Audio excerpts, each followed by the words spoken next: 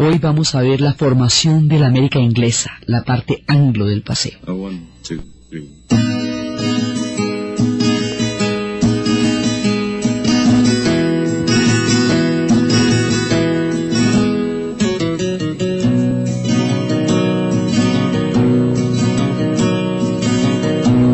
There's a haze on the skyline to wish me on my way. And there's a note on the telephone and some roses on a tray. And the motorway stretching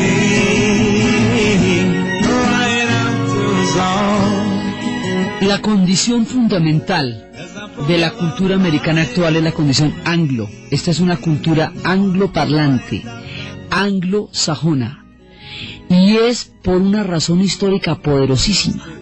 Porque, como estábamos viendo la vez pasada, que ellos tenían en principio una gran avanzada del mundo francés, y que eran los franceses como los que habían empezado a echarle el ojo a esa zona a partir de todo el asunto entre Francisco I y España y toda la supremacía de las potencias y todas esas historias.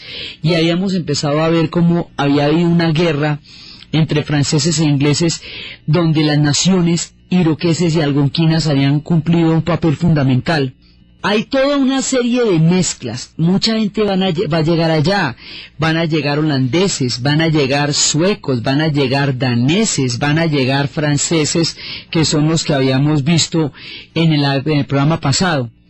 Pero ¿qué es lo que lo hace anglo? O sea, ¿por qué esta es una historia anglo? ¿Por qué cuando estábamos viendo la historia de México dijimos que al norte del río Bravo terminaba el mundo hispano y empezaba el mundo anglo? Porque es que esta es la característica fundamental de la nación americana. Porque los proyectos religiosos van a lograr crear una forma histórica que es la forma que tiene el fundamento de la historia de la nación americana. Entonces, ellos son las historias de esos proyectos religiosos. Esos proyectos religiosos van a terminar dominando todo el mapa y están en lo más profundo de la identidad histórica y de la cosmovisión del americano actual. Esos proyectos religiosos son una raíz de una importancia que nos toca entrar en detalles, porque es lo que va a definir el carácter anglo, el carácter protestante, el carácter religioso. Todo va a pasar por estos proyectos. Entonces nosotros la vez pasada estábamos viendo cómo habían llegado las diferentes oleadas de las colonias. Entonces habíamos contado la historia de Pocahontas y de cómo John Rolfe había empezado las plantaciones de Virginia, del tabaco, a través del secreto que le habían dado de cómo se cultivaba el tabaco y todo eso. Habíamos visto el estado de Virginia. Entonces aquí se van formando una serie de puntos. El estado de Virginia, por un lado, que es el de la historia del tabaco y de Pocahontas.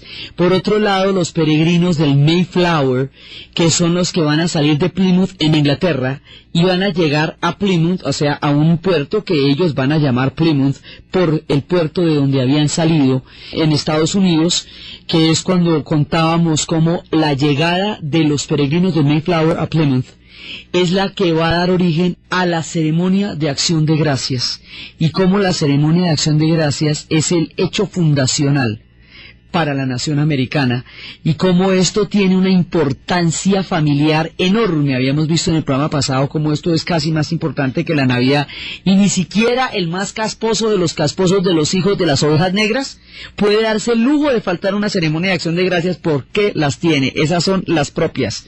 Por eso se hacen tantas películas al respecto. Entonces, estos son los del Mayflower, y van llegando cada una de estas colonias hasta conformar un lugar que se va a llamar Nueva Inglaterra, porque digamos ya poco a poco se van juntando cada uno de estos proyectos individuales, o sea, proyectos separados. Cada una de estas colonias va a fundar su propio espíritu, su propia tierra ya, y hay un mito muy importante que es el de la ciudad de la montaña. La ciudad de la montaña es una condición religiosa, un acto de fe que tienen ellos, que es como ese lugar donde usted puede vivir realmente en consonancia con su espíritu, realmente vivir la fe como ellos la concebían. Es casi que el reino de los cielos en la tierra, es casi que el famoso Zion, que es casi que ese paraíso perdido, pero es en la tierra, es un reino terrenal, donde la fe es posible, donde la libertad de esa fe es posible. Eso se llama el mito de la ciudad de la montaña, digamos, como un imaginario que vienen buscando en la espiritualidad todas aquellas colonias que se van asentando poco a poco. Estos pueblos, estas comunidades, son fundamentalmente comunidades religiosas. Entonces se van asentando a lo largo de la costa este de los Estados Unidos, y se van metiendo, cada una de estas va llegando a su propio lugar. Entonces los padres peregrinos van a llegar a Plymouth, y cada una de ellas, por lo tanto, va a tener los nombres de los lugares de donde vienen. Entonces hay una parte fundamental que es la de Nueva Inglaterra, donde van a estar las regiones más importantes. Esa es la región que va a bautizar John Smith, el que nos había contado la historia de Pocahontas. Ahí, eso va a estar alrededor de una bahía que se llama la Bahía de Massachusetts, y lo van a llamar ahí por la colina, porque había una colina que era el territorio sagrado donde se reunían los indios a rezar a sus espíritus. Ahí se va a fundar Boston. Y ahí es donde se va a dar todo el mundo puritano, porque en esa región es donde se van a fundar también la ciudad de Salem. Ahorita vamos a ver qué es lo que pasa con la ciudad de Salem. Allí, en todas estas ciudades de Nueva Inglaterra también, va a haber una ciudad que se llama Cambridge, y en Cambridge va a haber un pastor que va a enseñar la fe protestante y que quiere hacer una primera escuela, y en honor a esta primera escuela que él va a fundar, él va a donar la biblioteca, va a donar todos sus libros.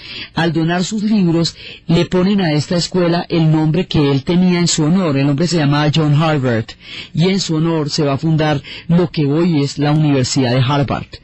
La primera escuela, la primera institución educativa en la América del Norte va a ser esta. Entonces va saliendo todo un movimiento que va fundando las ciudades. Cada uno de estos lugares va a crear una ciudad. Entonces de esa manera se va formando el mapa de toda la costa. Estas ciudades van a ser el prototipo, digamos, la esencia del mundo religioso, del espíritu protestante que van a tener ellos. Entonces primero pues estaba la de Virginia, que era la primera que habíamos visto, y en esa ciudad de Virginia donde habíamos visto, allá cuando están llegando todos hay un naufragio. Hay un momento en que viene un barco a darles provisiones a John Smith, que había llegado primero, y ese barco va a naufragar bajo una tempestad terrible. Dicen que de la tempestad y de ese naufragio es de donde va a sacar William Shakespeare algunos de los detalles de su obra titulada de esa manera, La Tempestad.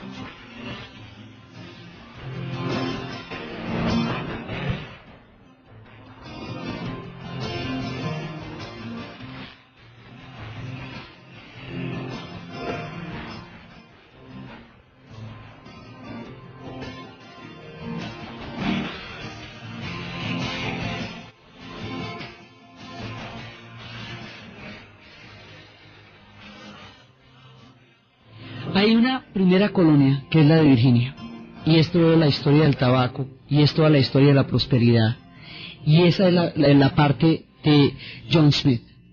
Las otras son las que vienen con los espíritus religiosos, y esos espíritus religiosos van a venir de una manera muy particular. La vez pasada habíamos visto el tema de la Reforma, y habíamos visto cómo la Reforma, como el movimiento protestante que surge en Alemania y que se opone a la autoridad del Papa y a una cantidad de lineamientos de la Iglesia Católica, va a desarrollar una ruptura gigantesca, y cómo esa ruptura va a llegar hasta Inglaterra a través de el divorcio que Enrique VIII quiere de su primera esposa Catalina para casarse con la mamacita de Ana Bolena. Entonces, cuando eso sucede, Enrique VIII crea una nueva iglesia él, y esa nueva iglesia él que va a crear, en ella él es la cabeza como rey, y el arzobispo de Canterbury es el que va, digamos, a representar a la iglesia, pero de esa manera los dos poderes están cada cual en su lugar, él como rey y el arzobispo de Canterbury. En todo caso eso es una iglesia, y en todo caso eso es una institución. Entonces, de esta corriente protestante hay muchas interpretaciones, tantas interpretaciones como puede haber del Islam, digamos, lo mismo que en el Islam no todo es lo mismo, hay muchísimas diferencias, aquí también hay muchas diferencias, aquí hay muchos matices sobre cómo se entiende la Reforma protestante, y en Inglaterra la Reforma protestante tiene un problema gravísimo, y es que las comunidades religiosas han adoptado el protestantismo porque se alejan de la Iglesia como institución, porque consideran que el sacerdote como mediador entre Dios y la comunidad no es lo que ellos están dispuestos a aceptar. Ellos quieren aceptar una iglesia en la que la relación sea directamente con Dios, y en donde la parte institucional sea cada vez menos notoria y más un acto de cada uno con su conciencia y con Dios. Allí el pastor ocupa la figura de un personaje que echa un sermón sobre la moral de estas comunidades, pero no es un sacerdote en el sentido estricto de la palabra, ni siquiera es célibe. Debe estar casado porque es un miembro de la comunidad como cualquier otro, que oficia los sermones en la misa del domingo. Entonces, en la ceremonia religiosa del domingo. Entonces, si ellos no creen en las mediaciones, si no creen en las indulgencias, no creían en esto de comprar el perdón, porque dicen, el perdón de los pecados solamente lo puede dar Dios, y solamente lo puede dar en la conciencia de la persona que los cometió. No es un acto de confesión lo que ellos creen, ni es un acto de mediación a través de un sacerdote, sino es un acto directo del fiel con Dios, un acto que se proclama a lo largo de toda la vida. O sea, no existe el pecado y el perdón de los pecados ahí mismo y usted luego sigue su vida, sino que toda su vida debe tener una coherencia diaria y permanente que lo lleve al perdón final ante Dios y ante su propia conciencia. Y habíamos visto que ellos sienten la salvación es como una predestinación, o sea, tienen un concepto diferente de lo que va a ser la salvación.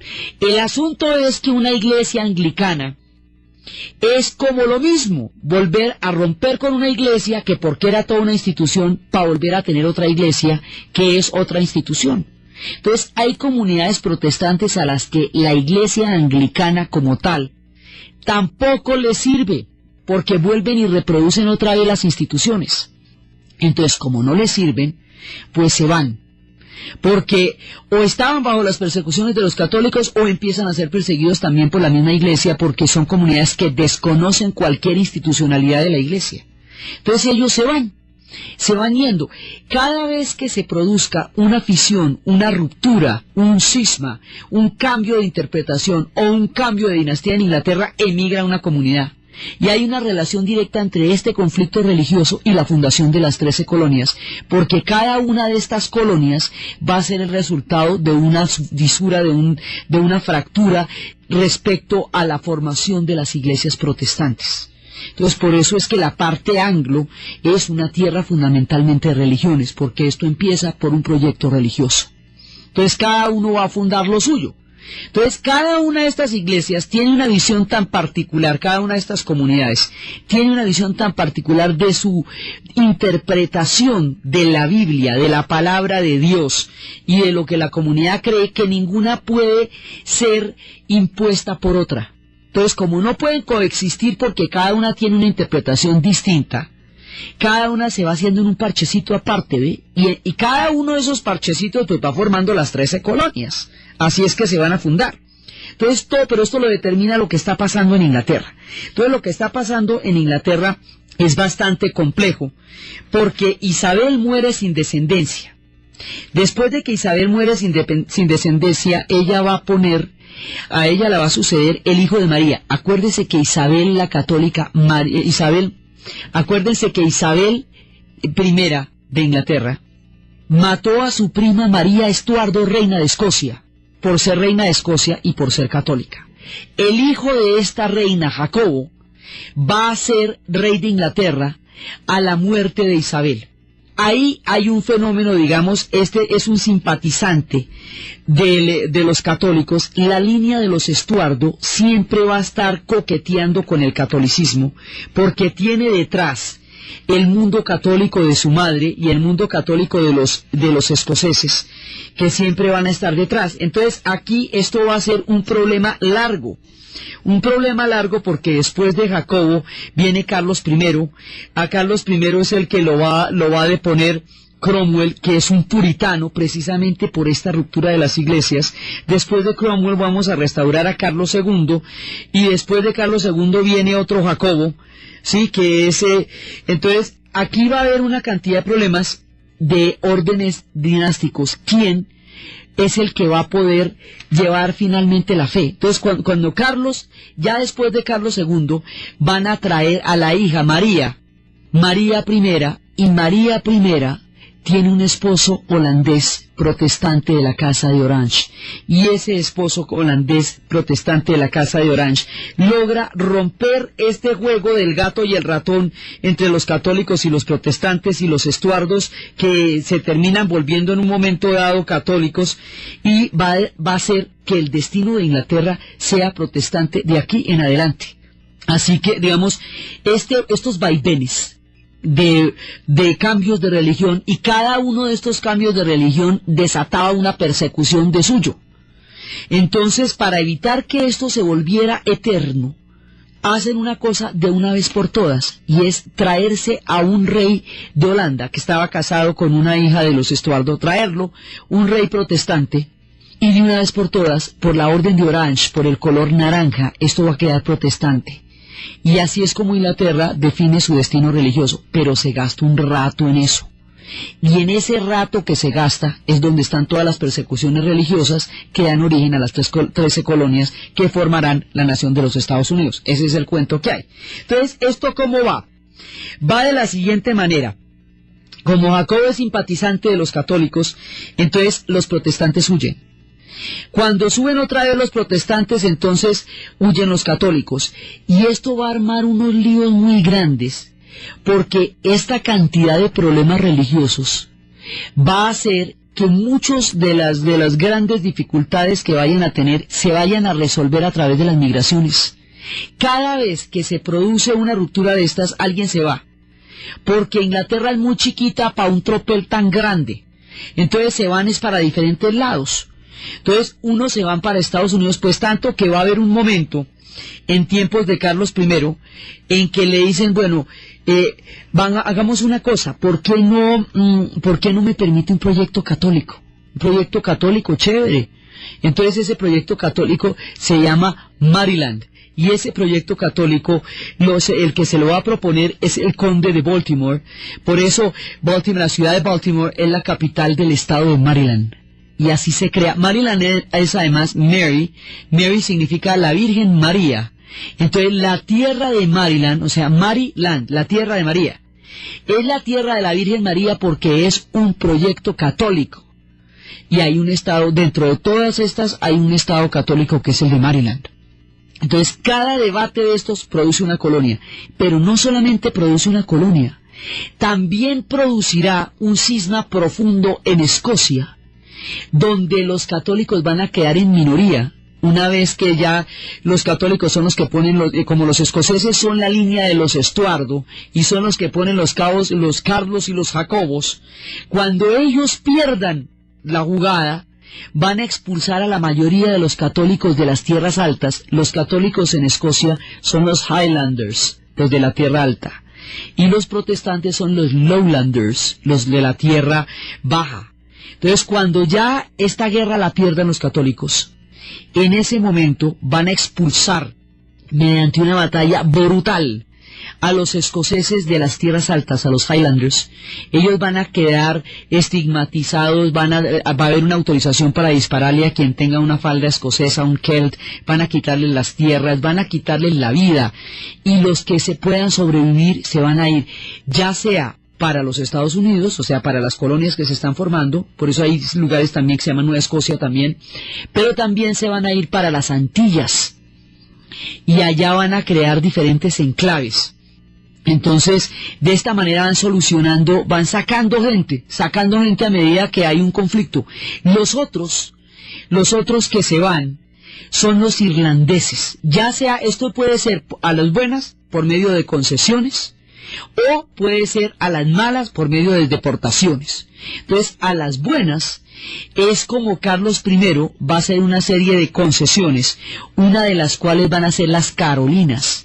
Como él tiene que pagar un montón de favores, tiene que pagar los favores de la lealtad que le tuvieron a su padre y que le tienen a él, entonces él va a pagar las dos Carolinas, Carolina del Norte y Carolina del Sur, por un lado. Por otro lado, él le va a dar concesiones a todo el mundo. Y al darle concesiones a todo el mundo va a crear una cantidad de colonias, va a solucionar una cantidad de problemas de tierras. Entonces se llaman así por él, Carlos, Carolina del Norte, Carolina del Sur. Cada una de ellas tiene su razón de ser por la cual se llama de esa manera. Por otro lado, otras van a ser las deportaciones. O sea, esto es a lo bien te doy una colonia, una concesión para hacer una colonia. Y me parece muy bien.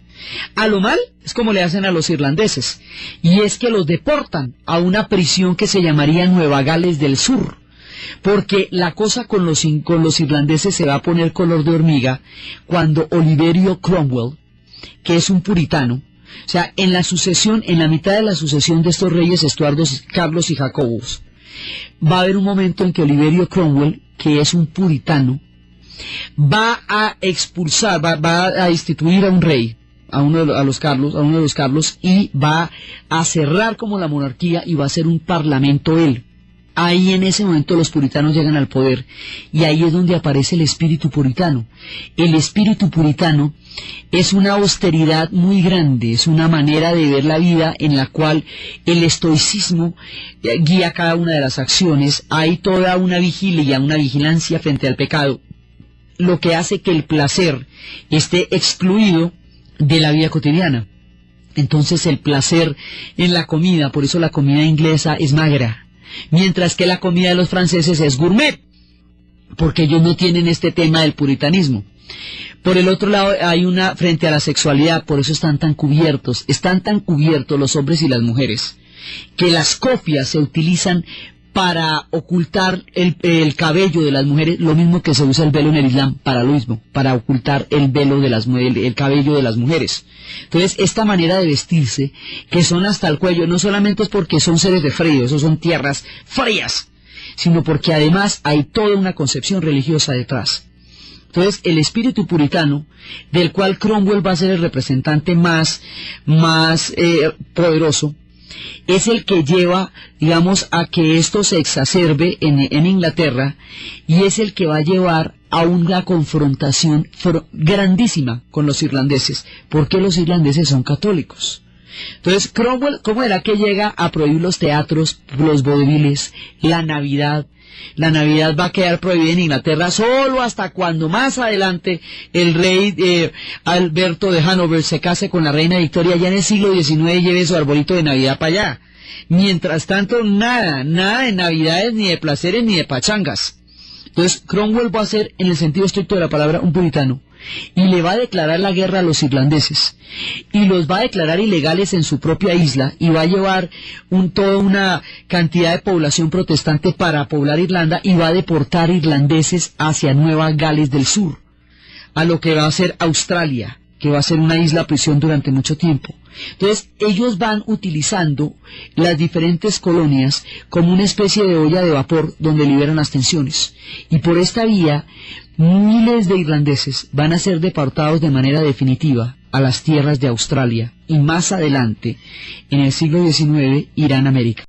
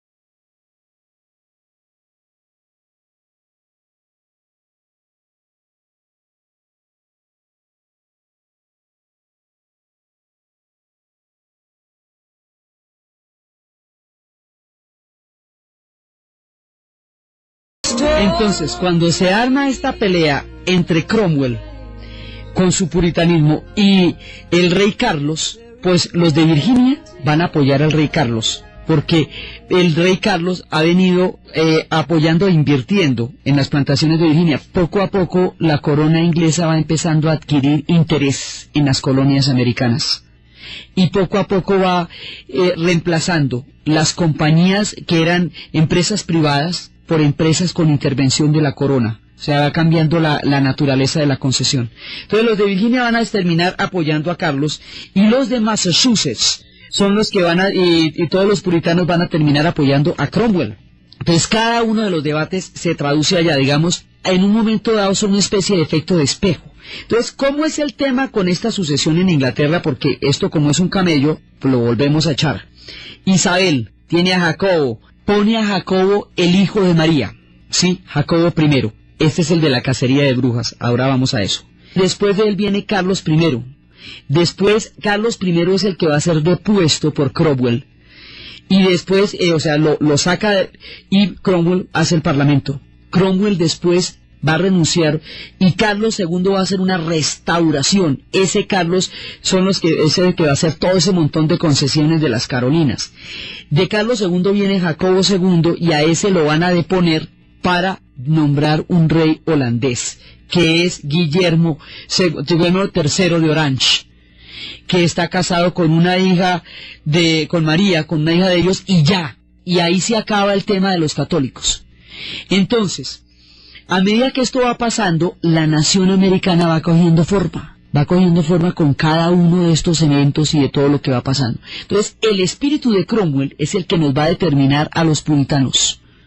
Los puritanos son una manera de ser, de vivir, de actuar y de creer, que es la que va a fundamentar el espíritu anglo. O sea, va cogiendo una forma en la cual va a ser anglo, porque después, anglo digo porque es que van a derrotar a los franceses eventualmente y los franceses van a salir de ahí. Y va a ser protestante porque fundamentalmente esto es un proyecto protestante, aunque hubiera una colonia católica como era el caso de Maryland. Entonces, esto va cogiendo la forma, digamos, como del núcleo original de lo que va a ser la nación de los Estados Unidos. Y ahí, en ese núcleo original, los puritanos tienen un papel importantísimo.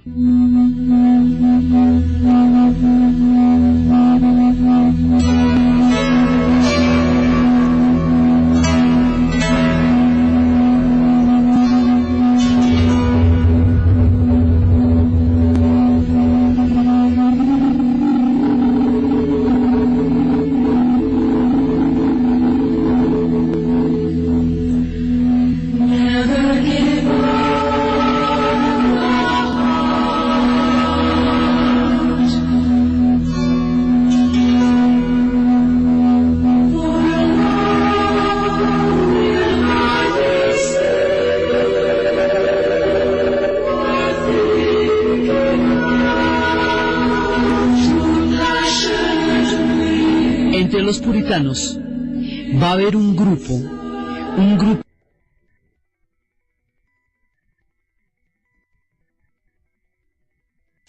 que es un pastor protestante que declara que definitivamente la iglesia no la necesitan como institución porque la relación de ellos con Dios es de cada uno de ellos y de ellos como grey, como de comunidad.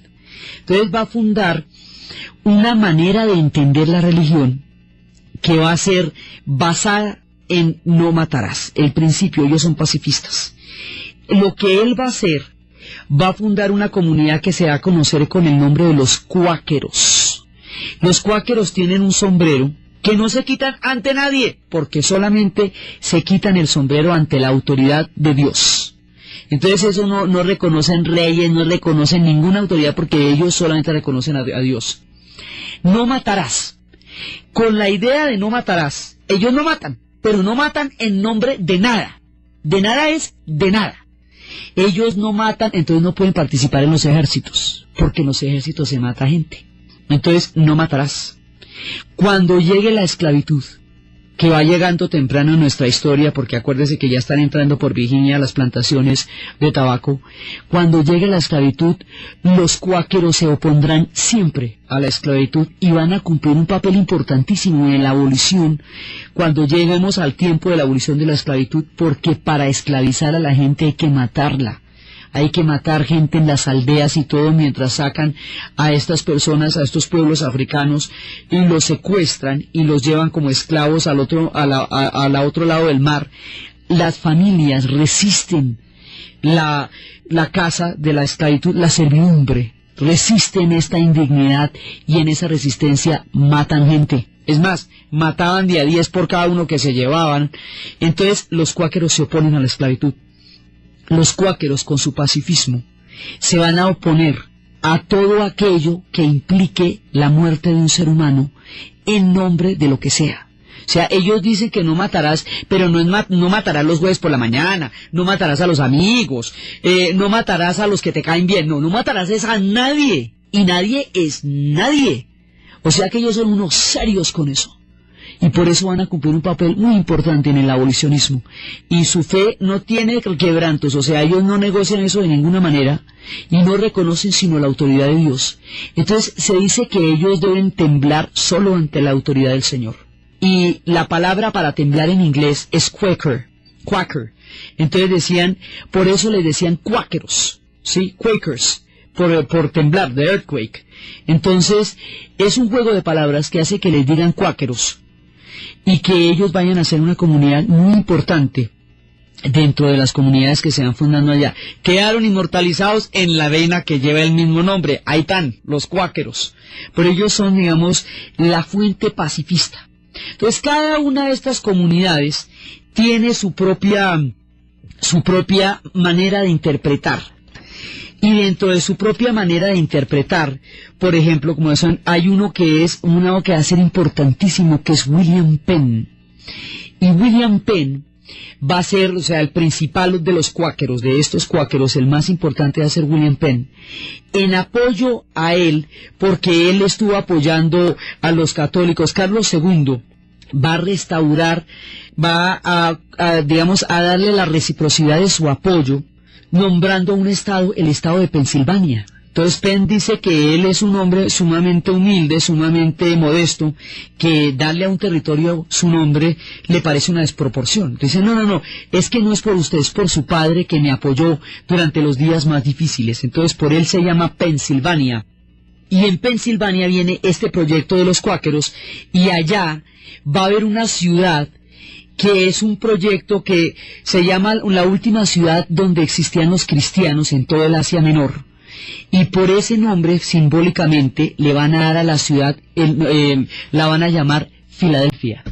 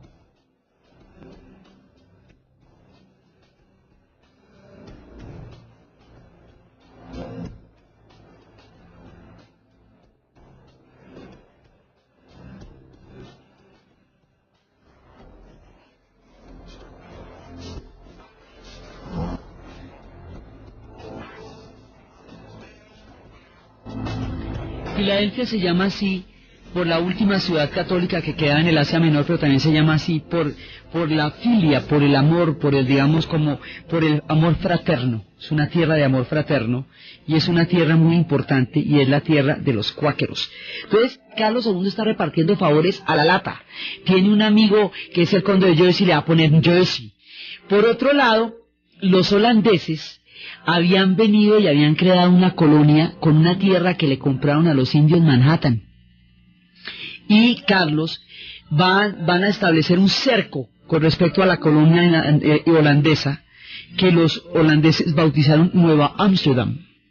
Y Nueva Ámsterdam fue a través, además de esa colonia y de ese momento de paso de los holandeses que también están viniendo.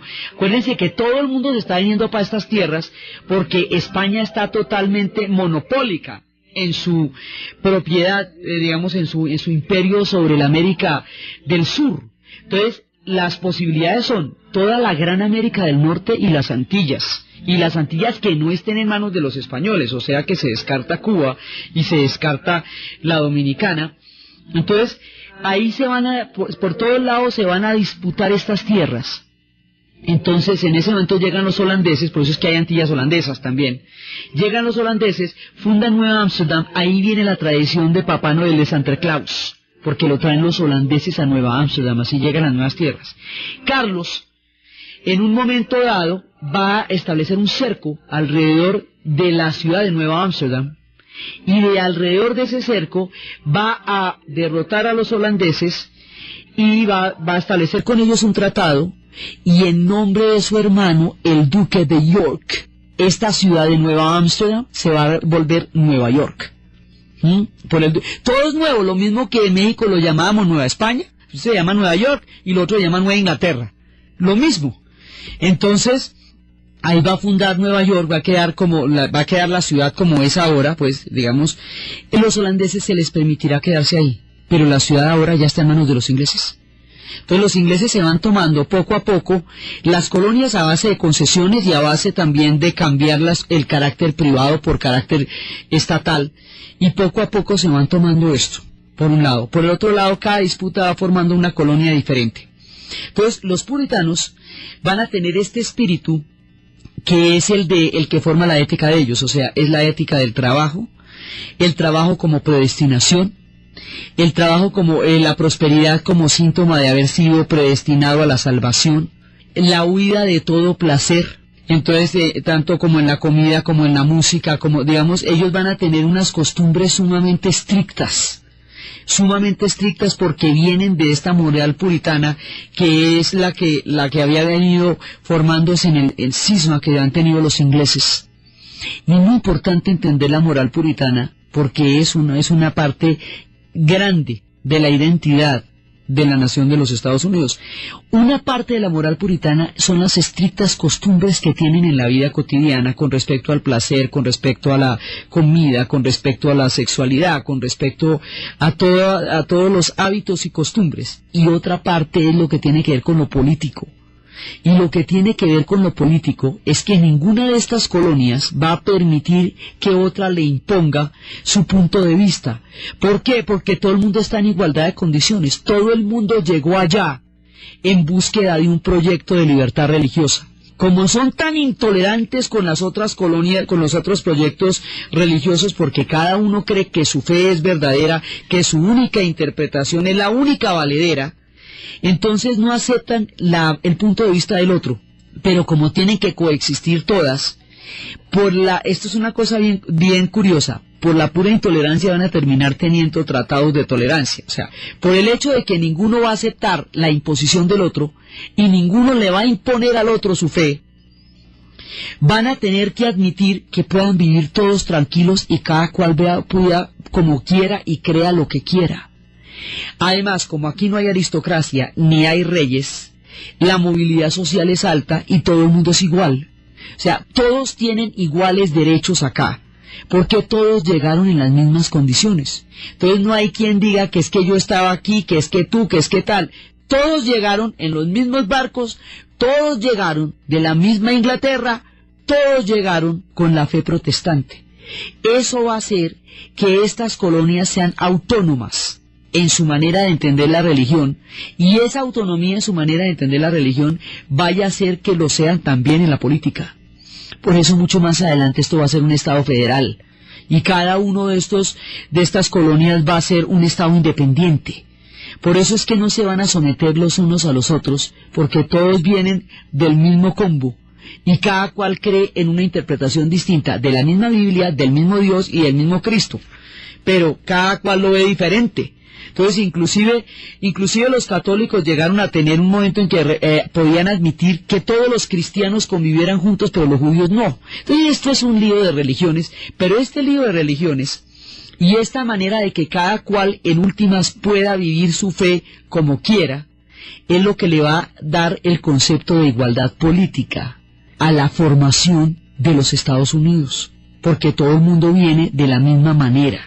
Entonces, por eso es que es tan importante. Los puritanos son importantes en la moral, porque la moral es la que les echan todo el tiempo los domingos en las iglesias. En las iglesias protestantes no puede haber imágenes, no hay imágenes de santos, no hay estatuas, hay solamente cruces, una sola cruz que ni siquiera tiene la figura de Jesús, sino la cruz misma.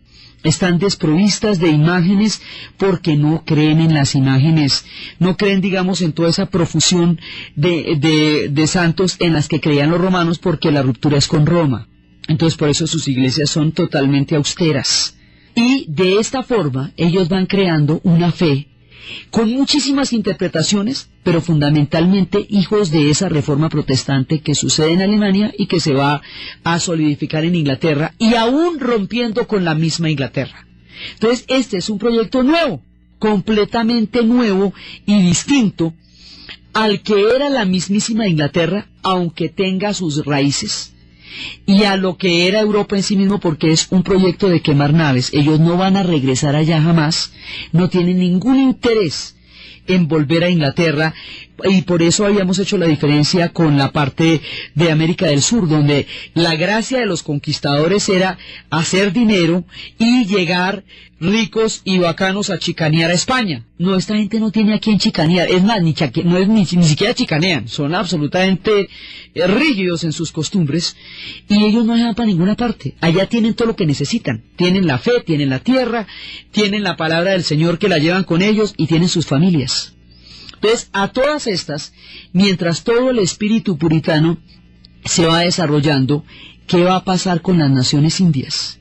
Las naciones indias empiezan, digamos, a aparecer poco a poco en nuestro relato. Aquí las vemos solamente confrontadas con el mundo anglo, porque estamos viendo la parte anglo de nuestra formación. Pero después las naciones indias van a ocupar un capítulo fundamental de la historia, el que tienen en su tiempo.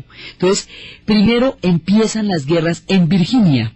Va a haber una primera guerra, porque a medida que van llegando y llegando colonos, los pactos ya no se pueden mantener, porque los tamaños de población se están duplicando, no solamente porque llegan con familias, sino porque van a nacer niños en el Nuevo Mundo, niños de estas comunidades, y aquí ya empieza a haber conflicto por la tierra.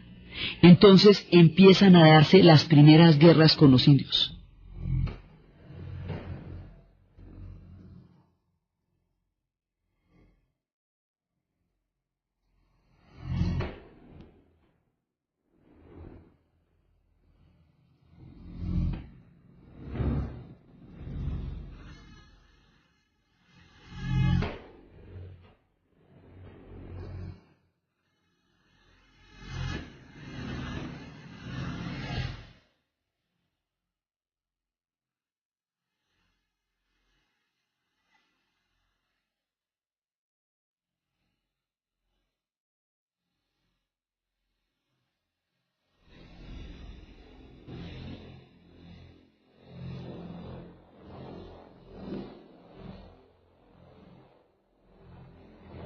Los pactos se empiezan a romper, porque ya no hay manera de respetar los acuerdos. O sea, la primera generación de ingleses que van a llegar, de peregrinos, van a tener muy buenas relaciones con los indios, necesitan a las naciones indias para sobrevivir y no son una amenaza. Y por eso es la historia de Pocahontas. Pero el hermano de Pocahontas, cuando se vuelva un gran jefe de tribu, va a librar una de las primeras guerras. Y él va a vivir 100 años. Y va a librar una de las primeras guerras en las cuales va a haber un ataque a una de estas colonias. Un ataque terrible. Y ese ataque un ataque, digamos, a familias enteras. Y ese ataque va a producir una retaliación. Y esa retaliación al ataque es la que le va a dar a la corona británica papaya para empezar a tomarse las colonias, a hacer una presencia ya real en las colonias, o sea, a quitarle su carácter completamente autónomo para empezar a intervenir, porque se necesita ya la intervención de un ejército si empiezan a darse guerras entre los indios y los colonos. Entonces esa es la primera guerra. Ahora, esta guerra la van a perder y además va a dar la posibilidad de que empiecen a entrar ya directamente la corona británica, ya no solamente las comunidades independientes, sino la corona británica. Y después se va a dar otra segunda guerra. Y esas guerras indias se van a ir dando escalonadamente a medida que se expanden las colonias, porque una cosa es el proyecto religioso de un convito aquí pensando como quieran, y otra cosa es que se vuelvan oleadas de gente, que cada vez se vuelvan más, que quieran la misma tierra que las naciones indias tienen, y que además de querer la misma tierra que las naciones indias quieran, no aceptan la fe ni la cultura de los demás, sino solamente su única verdad. Entonces ya aquí ya hay confrontación, hay choque por las tierras, choque por el espacio, choque por la cantidad de gente que está llegando, y esos choques van a empezar una escalada que va a llevar a guerras gigantescas. Entonces, ahí en esa coyuntura es cuando se van produciendo las guerras entre los ingleses y los franceses. O sea, hay guerras con las naciones indias, pero hay guerras entre los ingleses y los franceses, porque los franceses se acuerdan que tenían toda la parte del Canadá, toda la parte que va desde los grandes lagos hasta el río, y por el río Mississippi, la parte que va a llegar al Golfo de México, todo ese pedazo, porque es que eso es una sola vía. Haga de cuenta como si usted coge el Magdalena desde las Bocas de Ceniza, llega a Neiva, lo puede coger todo el país. Entonces usted coge desde arriba, cuando coge el Mississippi, pues el Mississippi ya desemboca en el lago. Entonces va a haber guerras contra los franceses, entre los franceses y los ingleses, y va a haber guerras contra las naciones indias. Y las guerras entre los franceses y los ingleses van a meter a los indios en la mitad, a los algonquinos y a los iroqueses. Entonces aquí se forman, digamos, empiezan a formar las guerras por la disputa de ese territorio, y ese territorio a la vez era el reflejo de las guerras que se estaban desarrollando en Europa, de todas las guerras religiosas, y así se van formando estas naciones. Eventualmente los franceses van a perder, y el hecho de que los franceses vayan a perder, queden con un pedazo de Francia, un pedazo francés, sí, pero sometido a los ingleses. El hecho de que queden así, pero sometidos a los ingleses, es lo que le va a dar el predominio del carácter anglo a esta nación. Por eso esta es una tierra anglo y es una tierra protestante, que es, digamos, la parte que estamos viendo hoy. Ahora después vamos a ver las guerras con las naciones indias, cómo es que finalmente los franceses ya quedan reducidos y cómo el mundo indio va tomando forma en nuestro relato a medida que se van expandiendo las barreras de colonos y se van encontrando con ellos.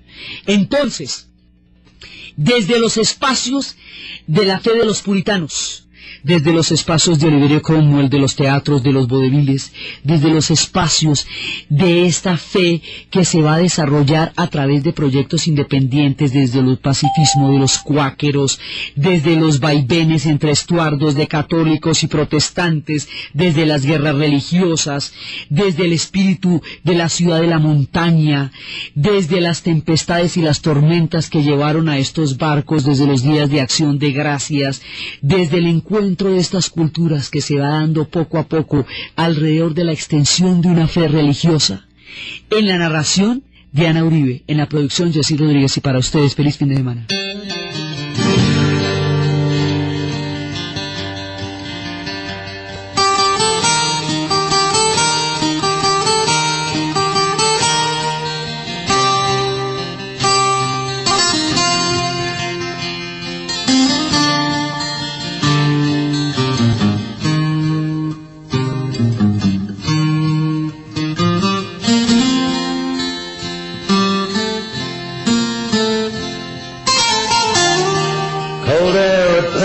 Rowboats, swan trains reminds me of Jacqueline.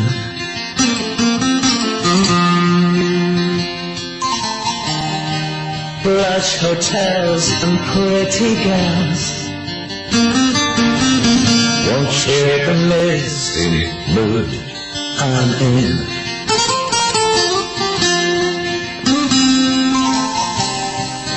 so sad I never had to write this before for Jacqueline.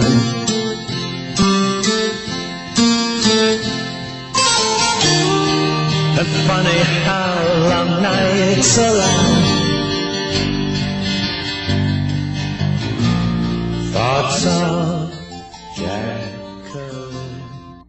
Suecos, van a llegar daneses, van a llegar franceses, que son los que habíamos visto en el programa pasado. Pero ¿qué es lo que lo hace anglo? O sea, ¿por qué esta es una historia anglo?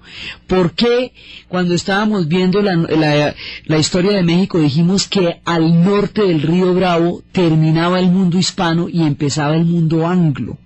Porque es que esta es la característica fundamental de la nación americana, porque los proyectos religiosos van a lograr crear una forma histórica que es la forma que tiene el fundamento de la historia de la nación americana. Entonces, ellos son las historias de esos proyectos religiosos. Esos proyectos religiosos van a terminar dominando todo el mapa y están en lo más profundo de la identidad histórica y de la cosmovisión del americano actual. Esos proyectos religiosos son una raíz de una importancia que nos toca entrar en detalles, porque es lo que va a definir el carácter anglo, el carácter protestante, el carácter religioso. Todo va a pasar por estos proyectos. Entonces nosotros la vez pasada estábamos viendo cómo habían llegado las diferentes oleadas de las colonias. Entonces habíamos contado la historia de Pocahontas y de cómo John Rolfe había empezado las plantaciones de Virginia, del tabaco, a través del secreto que le habían dado de cómo se cultivaba el tabaco y todo eso. Habíamos visto el estado de Virginia. Entonces aquí se van formando unas... Hoy vamos a ver la formación de la América inglesa, la parte anglo del paseo. 1, 2, 3.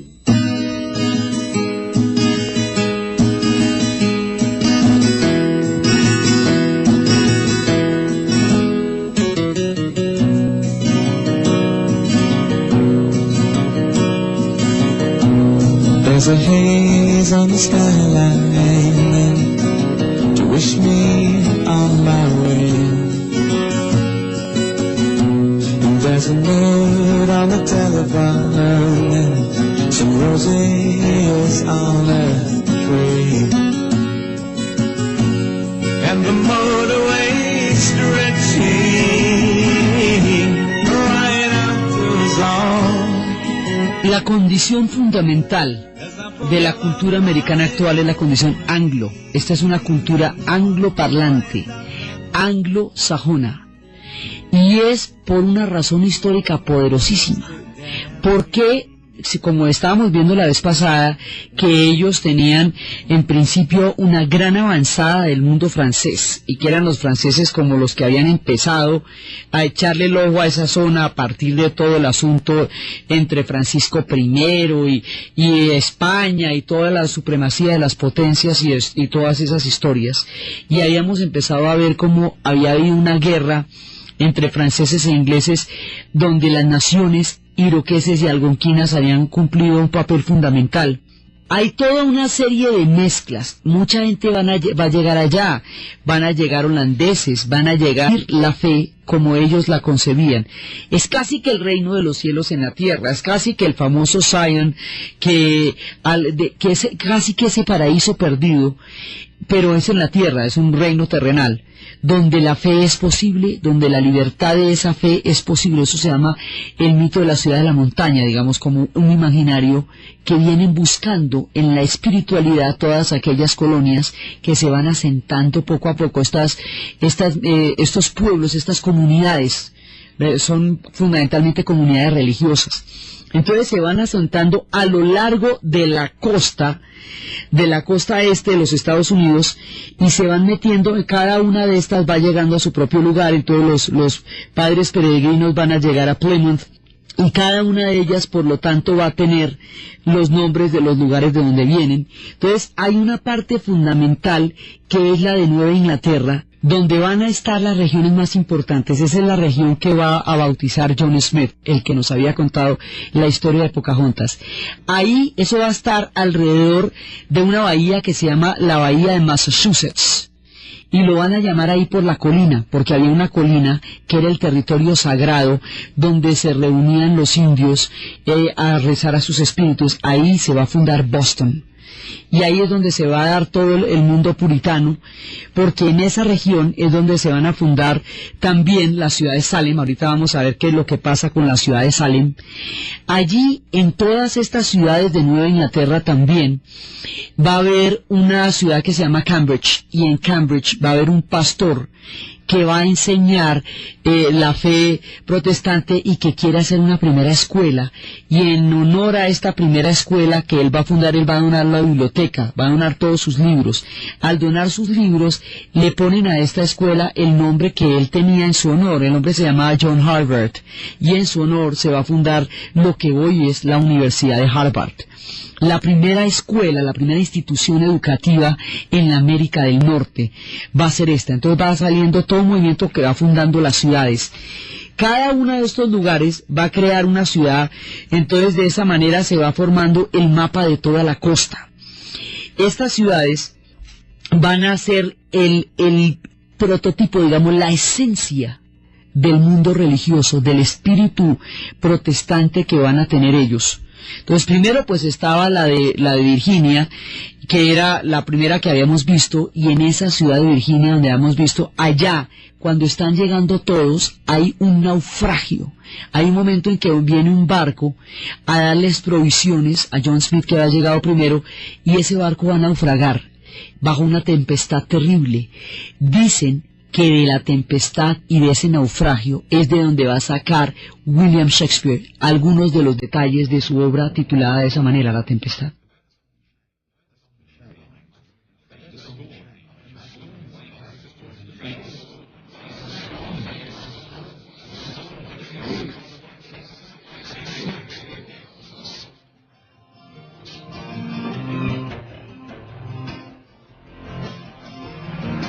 Serie de puntos. El estado de Virginia, por un lado, que es el de la historia del tabaco y de Pocahontas; por otro lado, los peregrinos del Mayflower, que son los que van a salir de Plymouth en Inglaterra y van a llegar a Plymouth, o sea, a un puerto que ellos van a llamar Plymouth por el puerto de donde habían salido en Estados Unidos, que es cuando contábamos como la llegada de los peregrinos de Mayflower a Plymouth es la que va a dar origen a la ceremonia de acción de gracias, y como la ceremonia de acción de gracias es el hecho fundacional para la nación americana, y como esto tiene una importancia familiar enorme. Habíamos visto en el programa pasado cómo esto es casi más importante que la Navidad, y ni siquiera el más casposo de los casposos de los hijos de las ovejas negras puede darse el lujo de faltar una ceremonia de acción de gracias, porque las tiene, esas son las propias. Por eso se hacen tantas películas al respecto. Entonces, estos son los del Mayflower, y van llegando cada una de estas colonias hasta conformar un lugar que se va a llamar Nueva Inglaterra, porque digamos ya poco a poco se van juntando cada uno de estos proyectos individuales, o sea, proyectos separados. Cada una de estas colonias va a fundar su propio espíritu, su propia tierra ya, y hay un mito muy importante que es el de la ciudad de la montaña. La ciudad de la montaña es una condición religiosa, un acto de fe que tienen ellos, que es como ese lugar donde usted puede vivir realmente en consonancia con su espíritu, realmente vivir